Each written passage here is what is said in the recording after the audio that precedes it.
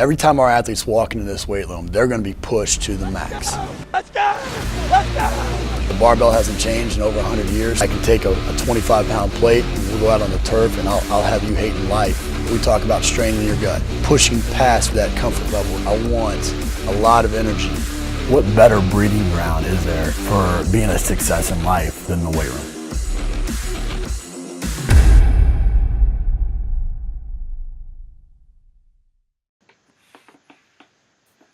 Hey guys, welcome back to Iron Game Chalk Talk. I'm your host, Ron McKeefery, and this is episode number 220. I want to thank you for listening each week.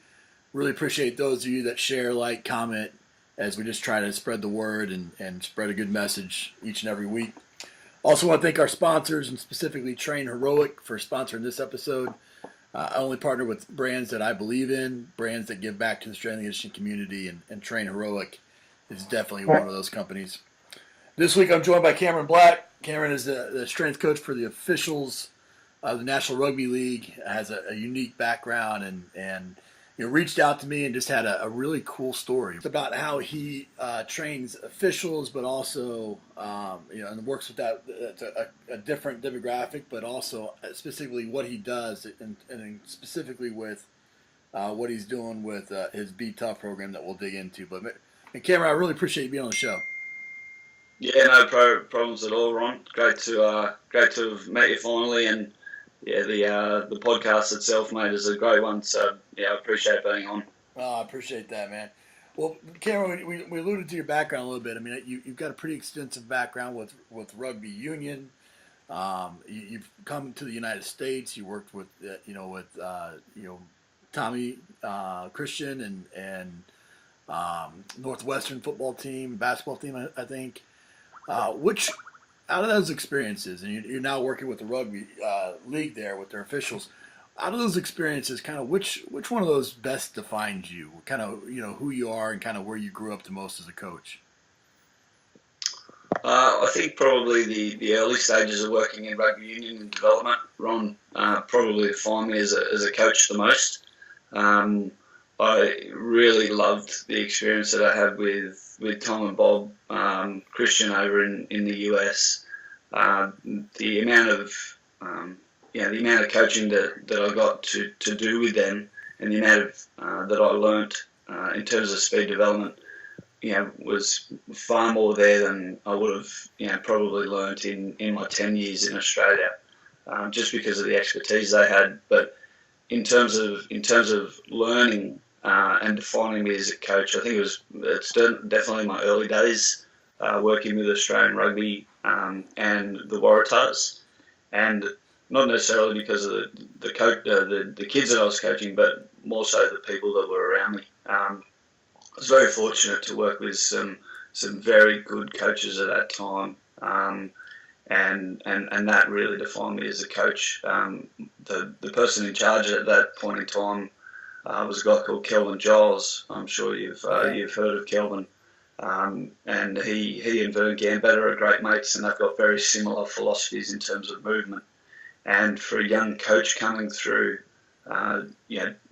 basically looking at movement rather than muscles was such a big learning experience for me. I guess just making sure that you did the basics right and getting movement correct was a huge thing for a young coach coming through. Also taught me about relationship, particularly working with the younger guys. The relationship you created was extremely important.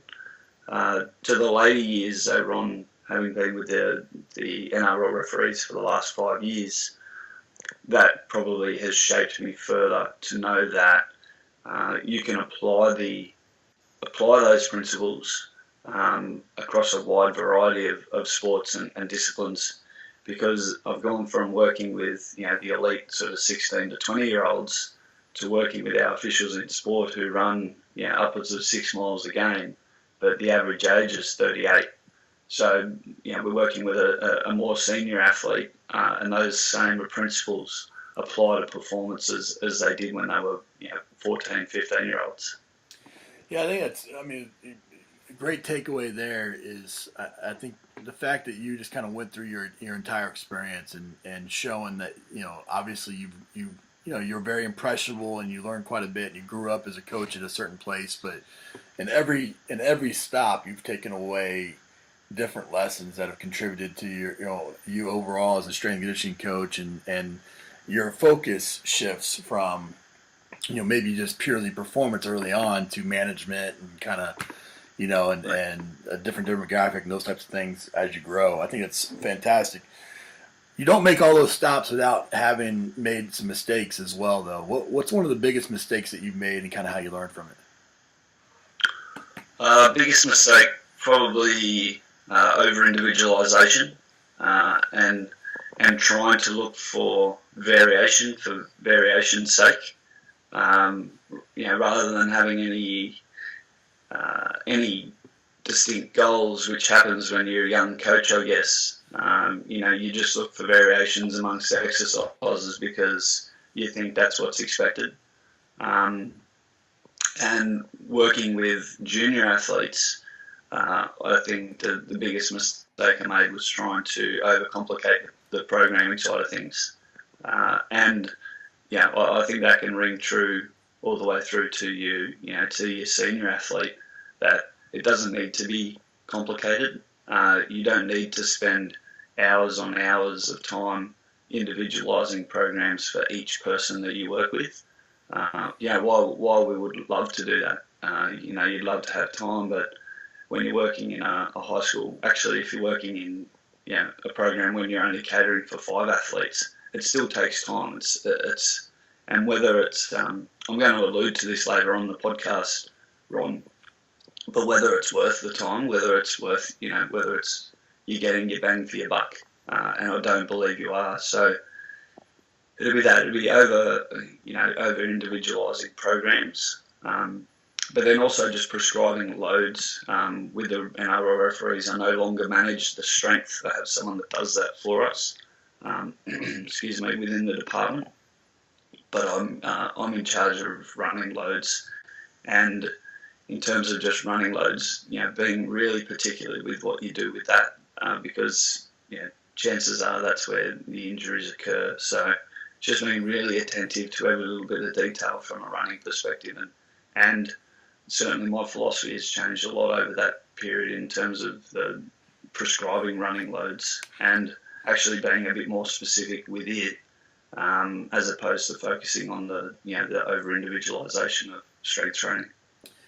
Yeah, I think that concept of kind of the minimum effective dose, is applicable to even as a coach with over individualization. Where it's it's not how much you can do, how much you can change different things. It's what's the least amount because it's going to get the same results that you need, and try to simplify the movement vocabulary or the exercise vocabulary for these guys. Absolutely, well. I think it's probably spawns through fear that we're not doing enough. Yeah. But you're doing the simple things correctly. You're doing plenty. Agreed. Well, again, you're currently, you've been there 5 years now working with the referees with the NRL, and it is a unique population. It's not something that you would normally just kind of wake up and say, you know what, this is what I'm going to do with my career path. Why referees? How did that happen? And now you've been there for 5 years, so you must enjoy it as well. Yeah, it's an amazing job. They're amazing athletes, and they really are. No one really has. It's difficult for people to respect officials in sport, but I've been very fortunate to work with some amazing athletes over the time, and I actually respect these guys far more than I respect those athletes. Not purely as an athlete themselves, but just in terms of what they do. They're very impressive, Ron. So the way that I came about this position was I was working in elite high school at the time. Sorry, mate. And there was a head coach of the NRL who had worked in the NRL for some time. He'd actually been overseas coaching for quite a period. And he came back and was doing some consulting coaching with us. He got the head coach role, or the elite development manager role. Sorry, mate. Sorry, Ron. It's okay. You there? Yep. I got a tickle in the throat, mate. It's truth. And he basically gave me a call and said, would you like, there's an opportunity here with the referees, would you like to come and do some testing for me? And I said, yeah, no worries, it won't take too much time, so I'll come and have a look. And like I said to you before, turned up, and the number one ref in the game at that point in time looked like the Terminator. Like, he looked like an absolute physical specimen. And it might be kind of hard to believe. And he probably doesn't look like the Terminator relative to some football players, but sure, in that environment he certainly did. And I thought, these guys are, they're impressive athletes. And we spoke about the program, we spoke about what was involved. There were 20 full-time referees at that point in time.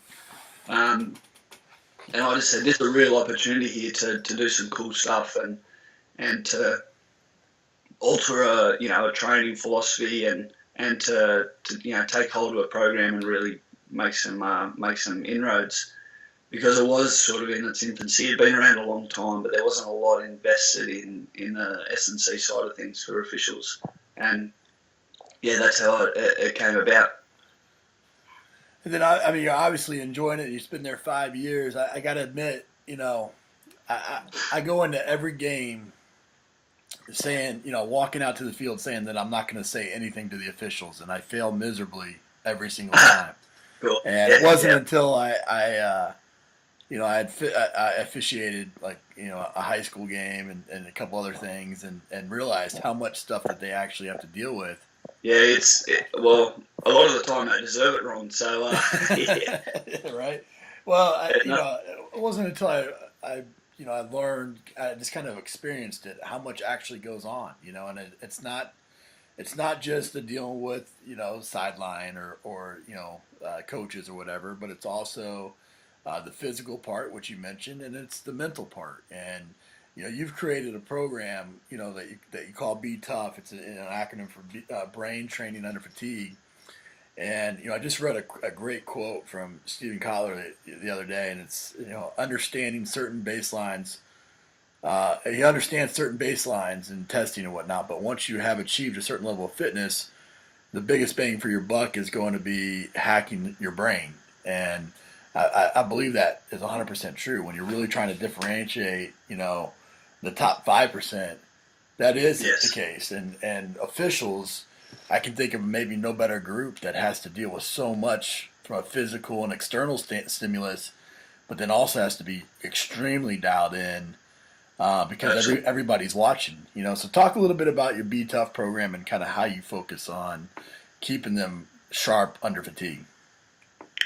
So the premise of brain training under fatigue was almost born because we really struggle for skill acquisition. So we struggle it's difficult to train to be a referee. And the reason for that is, if I'm in a rugby league team and I've got 13 on 13, I've got 30 plus people in my squad, I can actually do opposed sessions and train for the game with opposition. Right. In a group of referees, you don't have that. You don't have that opportunity. So we try to replicate it ourselves, but they're not footballers. They're actually very bad, and so there's an injury risk, right.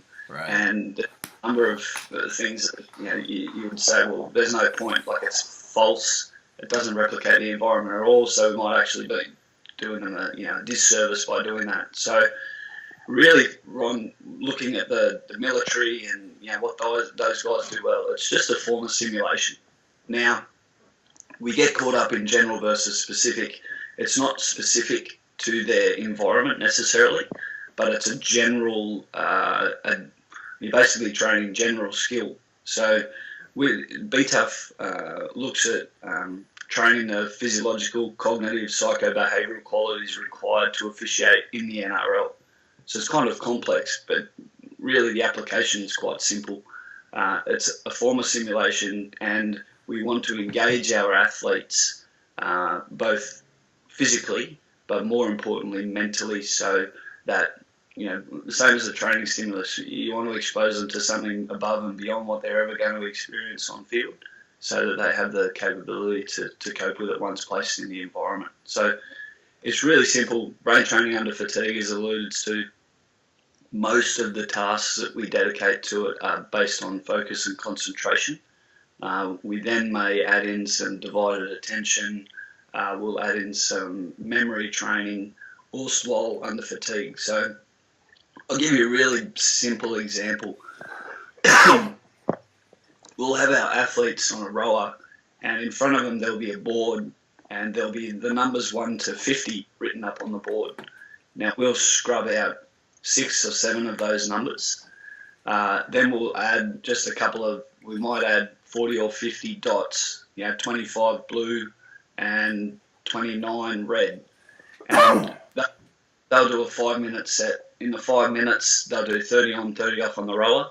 Right. During the 30 off, as a pair, they have to count the numbers, identify which ones are missing, and then the number of dots there are for each colour. Okay. And at the end of the 5 minutes, they just have to recall that. So you're working on a couple of things there. If the numbers are missing, firstly, they don't know if they're missing or they're just not seeing it. And then their attention, they obviously have to concentrate on that for a period of time. So you're working on, for that one, you're just working on focus concentration. You're working on memory, so being able to memorise that. You're also working on psycho-behavioural quality, which is just persistence. Now, if your athletes aren't persistent, they're probably not going to be successful. So if someone just drops off that task and can't be bothered doing it, then you'd probably learn quite a bit about that person's character and how they're going to be day to day.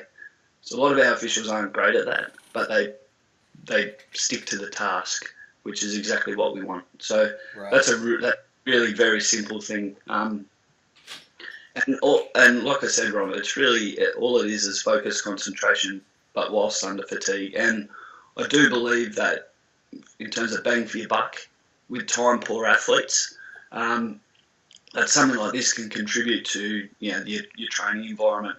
I was at USC about 3 weeks ago over in the US, and I said to them, with their time poor athletes, have they ever considered, while they're doing an off-leg session, like if the boys are on a spin bike or a rower, that during their rest periods they look at their playbook?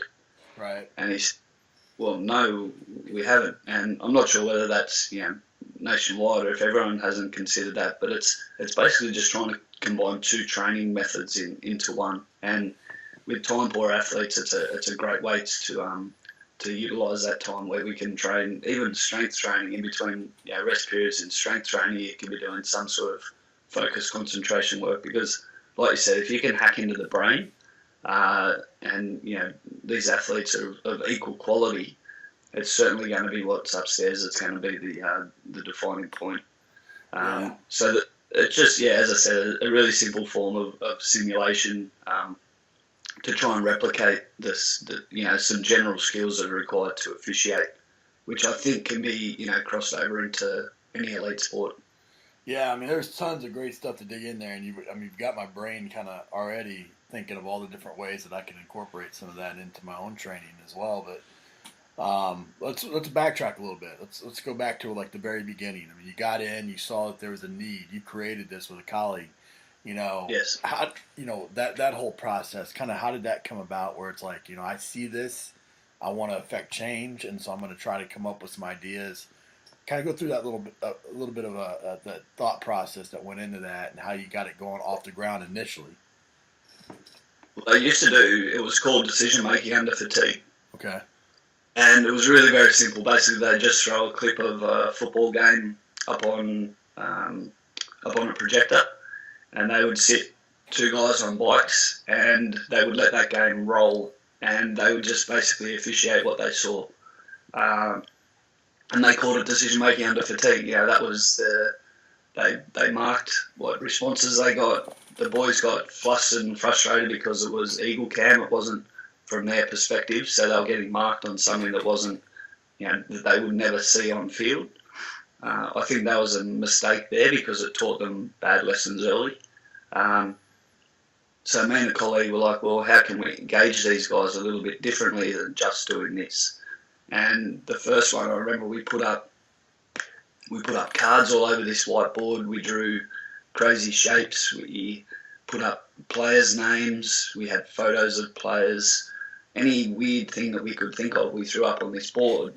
And we said, okay, well, you're going to do your vision training, But then this is another station where all of a sudden you just got to remember as much of the stuff as you can see. And so they remembered it, and they actually did very well. The memory on these guys is outstanding. So they recalled a lot of the information, which they have to do in a game, given that contextual decision making is really important. So they were able to recall a lot of what they saw. And then we asked them to pluck the relevant information. So the relevant information for them, they didn't know it at the time, and nor did we. We just made it up on the spot. Right. Was player's name and who was, what was important, because that was football related. Right. And so from there on, we're just like, okay, well, this has got some real benefit, because you could see that the athlete was engaged the entire time, and they weren't just doing mind-numbing, off legs training where they could be daydreaming about whatever they want. So we thought, well, we can do a form of simulation here, and then over time it just became more complex. We started adding iPads for brain training. Along with the iPads, while they're engaged with that, we'd throw in referee-specific communications. So then you're working on the skill of divided attention, where they're focusing on a task but having to consume a large amount of information at the same time, and then having to recall that. So it just grew, and in speaking with the colleague, I said, mate, hardly anything of what we do actually involves decision making.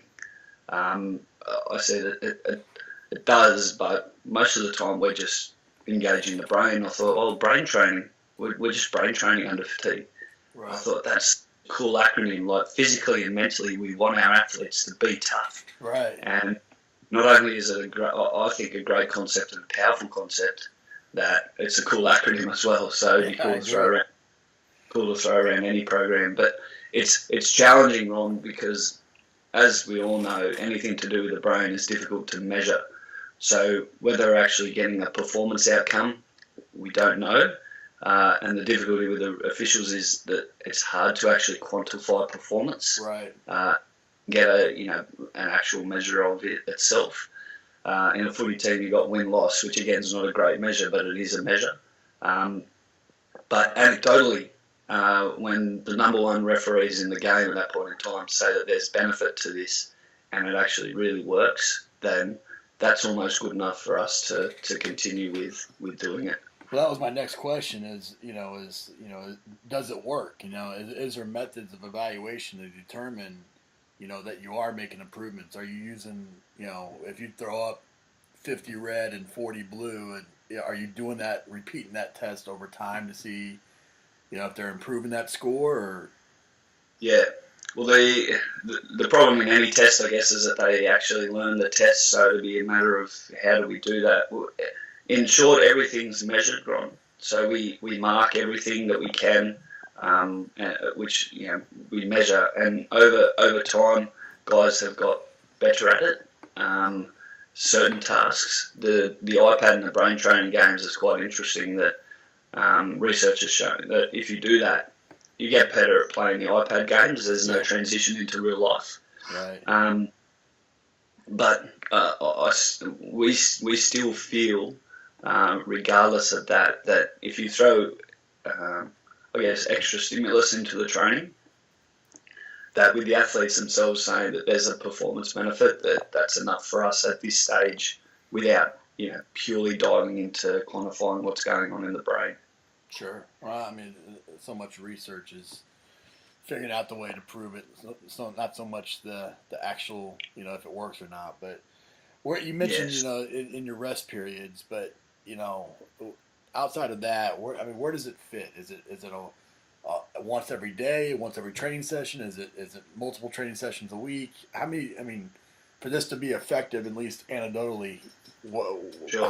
How often should people be doing something similar?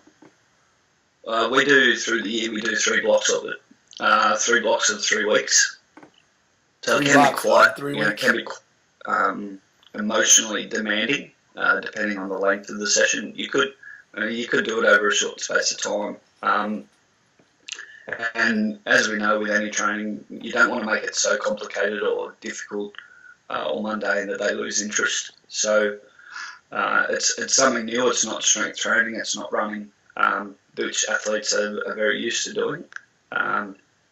Plus, it takes quite a bit of time. If you do it correctly, it can be quite difficult to manage. We've got 12 to 14 coaches that work with guys.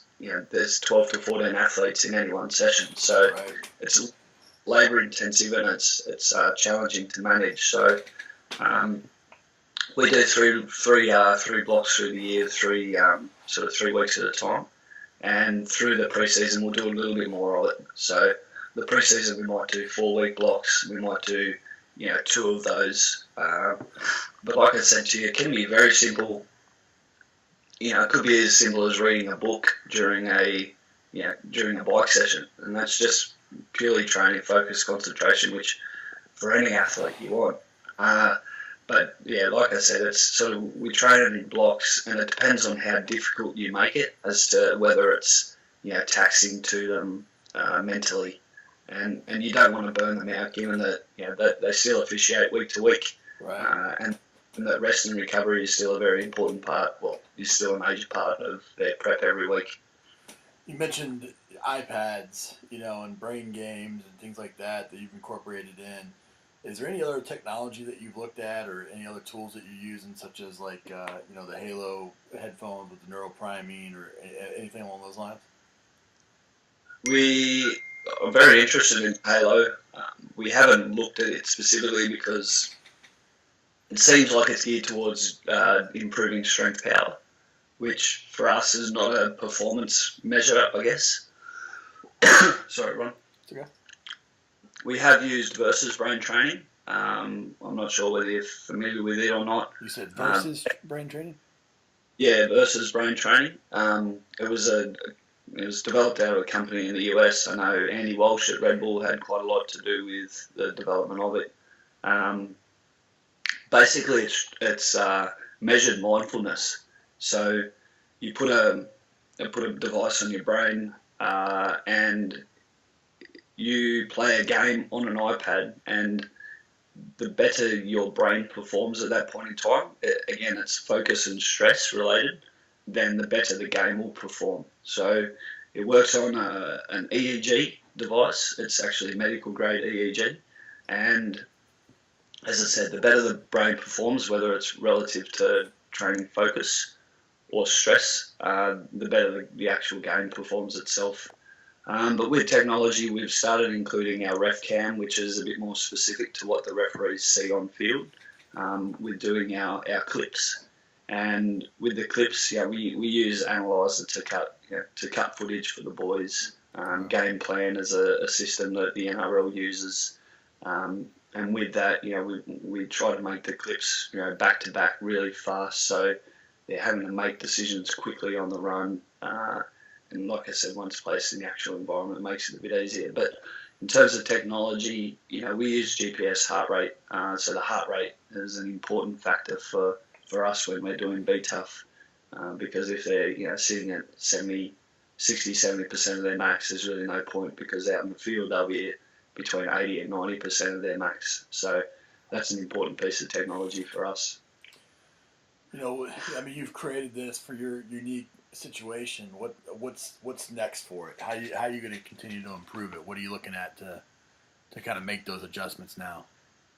Yeah, I think the measurement certainly going forward and trying to quantify it. My colleague's actually a PhD student working full time with us in the area of sports science.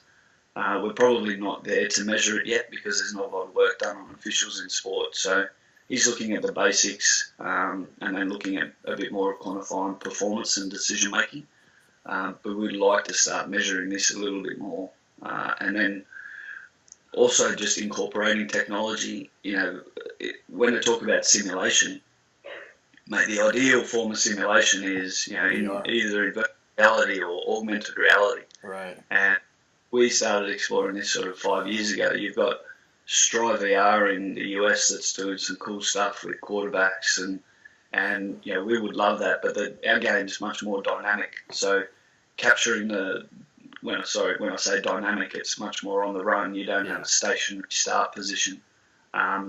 So we would love to do that. We'd love to provide a form of simulation, but you're actually in the environment. Now, the difficulty is the game will have already taken place, but it doesn't mean someone's actually seen it. So if you can place them in the environment, they mightn't actually be making the decisions, but they're still seeing what the other officials would have seen. So in their own mind, they could be making the decisions themselves. I think the incorporation of the virtual world, which is the greatest form of simulation we can have, and you do actually trick the brain. That's what we're trying to do, is not only train the brain, but trick it into thinking that it's got this crazy stimulus that's going on, but it doesn't actually really. Right. Virtual world is where we'd like to take it, and to be honest, Ron, it's not far off. Yeah, I agree. It's so great that we're pretty close. I did explore an option early on that was augmented reality related, and we met with Microsoft, and they said, well, this is a multi-year, multi-person, multi-billion-dollar project that you're talking about. And I said, well, I don't think the NRL is likely to cop that, so we might explore some simple options, and really that's probably where brain training under fatigue came from. Right. No, that's fantastic. Well, this has been very fascinating for sure. We end the show with some resources, so give us the best piece of coaching advice you ever received. Probably early on, as I alluded to, the bang for your buck. I work with some very good people back in Australian rugby. Brindley Abad is the guy's name, Jason Webber, Martin Hume, and they all told me that the most important thing was your big rocks. And big rocks was, what's going to contribute most to your program without having to do as much work as we all think we need to. So what are the most important things? Identify what the most important things are. Do them well. Spend your time on making sure that you do them well, and that's going to hold you in great shape moving forward as a coach. I agree. What about a book, app, website recommendation? The book I've only just started reading. I haven't got all the way through it, but it's quite it's resonated quite a bit with me, and it's The Subtle Art of Not Giving a. It's a good one. Apologies, Ron, I don't have it in front of me. I actually don't know who the author is, but it's an outstanding read, and it's basically just about picking and choosing what's important to you and what's not. And in our world where you can get quite consumed by the job itself, it's important to understand that life's all about perspective. Yeah. In terms of an app, I just like Twitter. I like Twitter because it, whatever you want, you can basically find on there. It has really interesting articles, and my website is actually The Conversation. It's called. It's basically just. It's not news necessarily. It's just interesting things that are happening around the world, and as I alluded to, life's about perspective. So I don't necessarily get caught up in reading about strength training, about performance training. Whilst I do that, I think everything else that's going on in the world can be quite interesting, and I particularly like business. So jumping on Forbes on Twitter and catching up what's sort of happening in the business world, I guess gets my head out of the game and gives me something different to look at. No, I couldn't agree with you more. And again, I mean, this has been fantastic. I think the takeaway message for a lot of coaches is what you just said. I think getting outside of the strength and conditioning box, really thinking outside of that, and looking to other industries, looking to other influences to kind of bring things back. And I think you did that where you went a non-traditional route and worked, working with referees. It's different.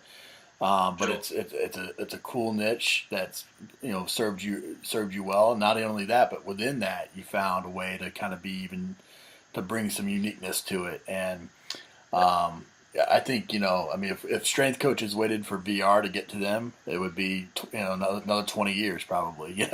If they just waited till it came to the weight room. And so I think by looking at other industries and understanding that. That's what's keeping you at a high level and keeping you at the top of your game there, and obviously providing a great resource. So appreciate you coming on the show and sharing with everybody, man. No, thanks, Ron. It's been great, mate. I really appreciate your time, and look forward to hearing from you soon.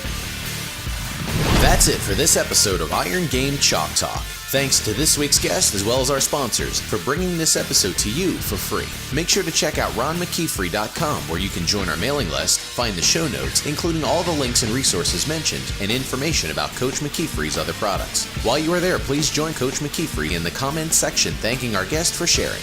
If you haven't subscribed to Iron Game Chalk Talk on YouTube or iTunes yet, make sure to do so. Comments, ratings, and reviews are always welcome. Coach McKeefery can be found on Twitter at @RMcKeefery, on Facebook and YouTube at /Ron.McKeefery.